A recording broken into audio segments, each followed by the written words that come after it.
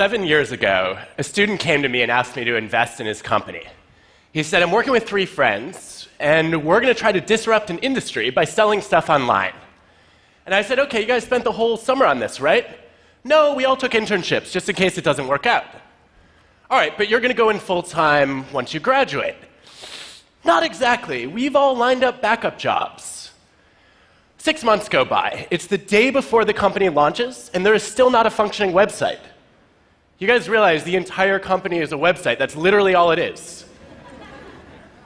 So I obviously declined to invest. And they ended up naming the company Warby Parker. They sell glasses online. They were recently recognized as the world's most innovative company and valued at over $1 billion. And now, my wife handles our investments. Why was I so wrong? To find out, I've been studying people that I come to call originals. Originals are nonconformists, people who not only have new ideas, but take action to champion them. They're people who stand out and speak up. Originals drive creativity and change in the world. They're the people you want to bet on, and they look nothing like I expected. I want to show you today 3 things I've learned about recognizing originals and becoming a little bit more like them. So, the first reason that I passed on Warby Parker was they were really slow getting off the ground. Now, you are all intimately familiar with the mind of a procrastinator. Well, I have a confession for you. I'm the opposite. I'm a precrastinator. Yes, that's an actual term. You know that panic you feel a few hours before a big deadline when you haven't done anything yet? I just feel that a few months ahead of time. So this started early. When I was a kid, I took Nintendo games very seriously. I would wake up at 5 a.m., start playing, and not stop until I had mastered them. Eventually, it got so out of hand that a local newspaper came and did a story on the dark side of Nintendo, starring me.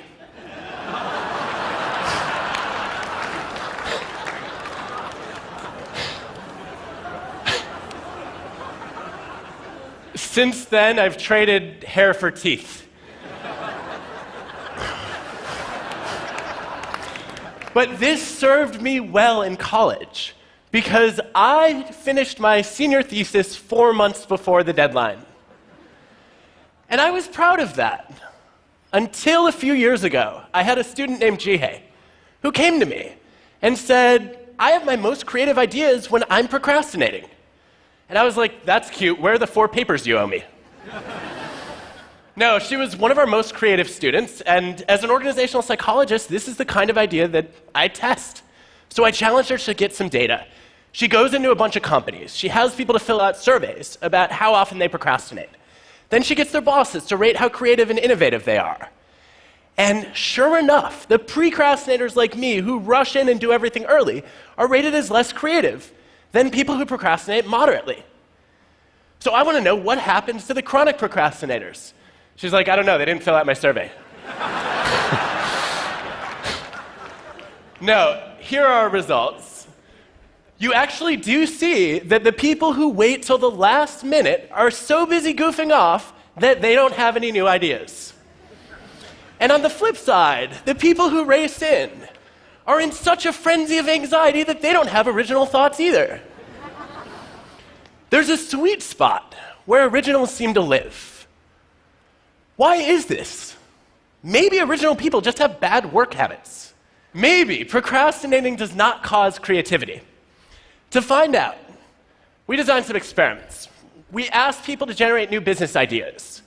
And then we get independent raters to evaluate how creative and useful they are. And some of them are asked to do the task right away. Others we randomly assign to procrastinate by dangling Minesweeper in front of them for either 5 or 10 minutes. And sure enough, the moderate procrastinators are 16% more creative than the other 2 groups.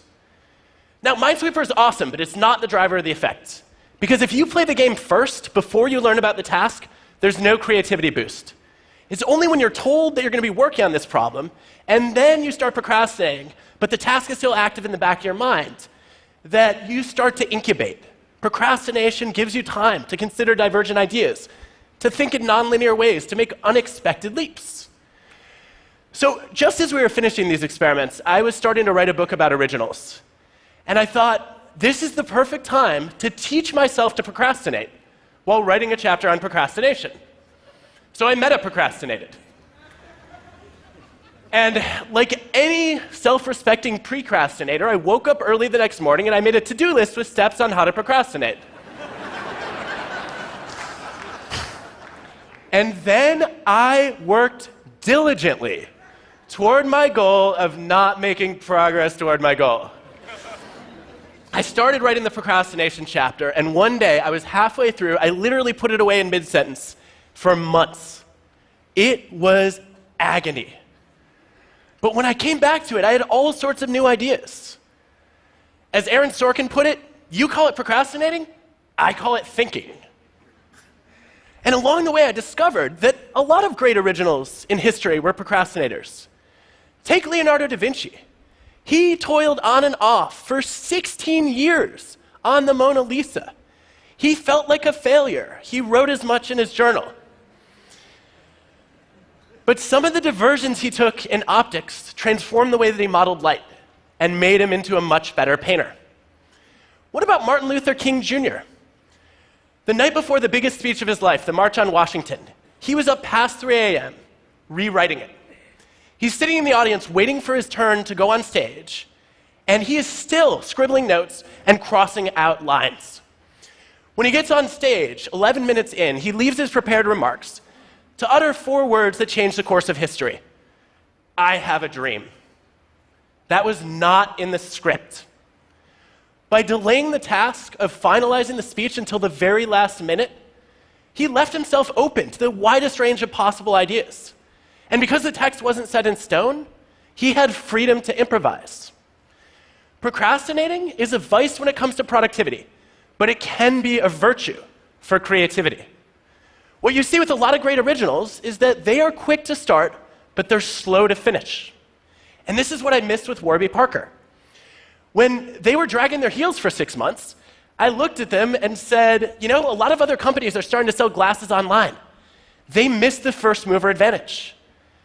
But what I didn't realize was they were spending all that time trying to figure out how to get people to be comfortable ordering glasses online. And it turns out the first mover advantage is mostly a myth. Look at a classic study of over 50 product categories, comparing the first movers who created the market with the improvers who introduced something different and better. What you see is that the first movers had a failure rate of 47%, compared with only 8% for the improvers.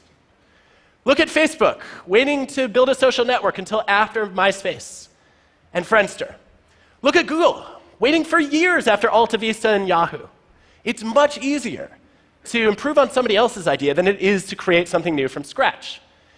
So the lesson I learned is that to be original, you don't have to be first. You just have to be different and better. But that wasn't the only reason I passed on Warby Parker. They were also full of doubts. They had backup plans lined up, and that made me doubt that they had the courage to be original. Because I expected that originals would look something like this. Now, on the surface, a lot of original people look confident, but behind the scenes, they feel the same fear and doubt that the rest of us do. They just manage it differently. Let me show you. This is a depiction of how the creative process works for most of us.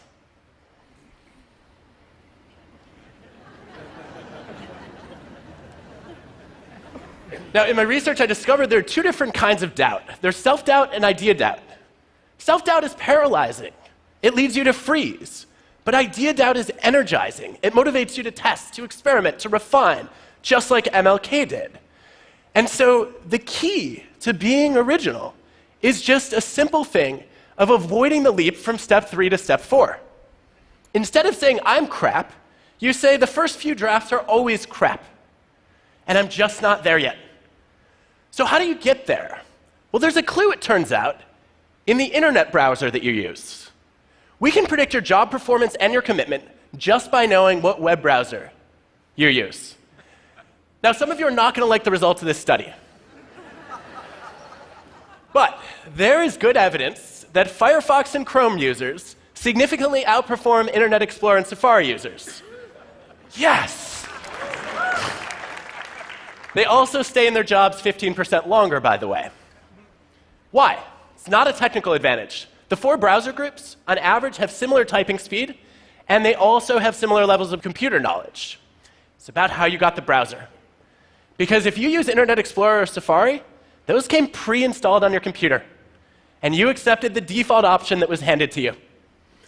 If you wanted Firefox or Chrome, you had to doubt the default and ask, is there a different option out there? And then be a little resourceful and download a new browser.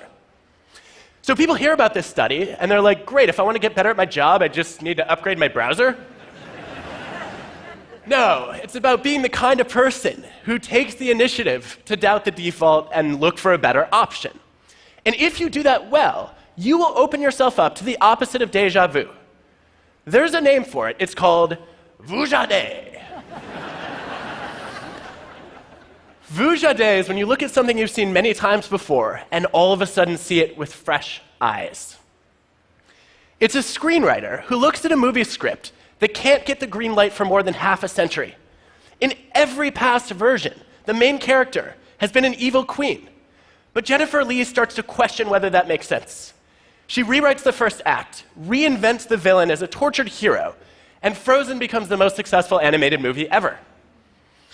So there's a simple message from this story. When you feel doubt, don't let it go. What about fear? Originals feel fear too. They're afraid of failing. But what sets them apart from the rest of us is that they're even more afraid of failing to try. They know you can fail by starting a business that goes bankrupt or by failing to start a business at all. They know that in the long run, our biggest regrets are not our actions, but our inactions. The things we wish we could redo, if you look at the science, are the chances not taken. Elon Musk told me recently he didn't expect Tesla to succeed. He was sure the first few SpaceX launches would fail to make it to orbit, let alone get back. But it was too important not to try. And for so many of us, when we have an important idea, we don't bother to try. But I have some good news for you. You're not going to get judged on your bad ideas. A lot of people think they will. If you look across industries and ask people about their biggest idea, their most important suggestion, 85% of them stayed silent instead of speaking up. They're afraid of embarrassing themselves, of looking stupid.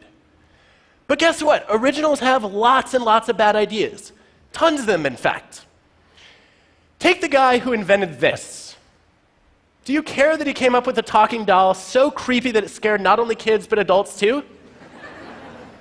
No, you celebrate Thomas Edison for pioneering the light bulb. If you look across fields, the greatest originals are the ones who fail the most, because they're the ones who try the most. Take classical composers, the best of the best. Why do some of them get more pages in encyclopedias than others, and also have their compositions re-recorded more times? One of the best predictors is the sheer volume of compositions that they generate. The more output you churn out, the more variety you get, and the better your chances of stumbling on something truly original. Even the 3 icons of classical music, Bach, Beethoven, Mozart, had to generate hundreds and hundreds of compositions to come up with a much smaller number of masterpieces.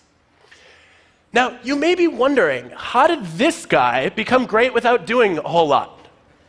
I don't know how Wagner pulled that off. But for most of us, if we want to be more original, we have to generate more ideas. The Warby Parker founders, when they were trying to name their company, they needed something sophisticated, unique, with no negative associations to build a retail brand. And they tested over 2,000 possibilities before they finally put together Warby and Parker.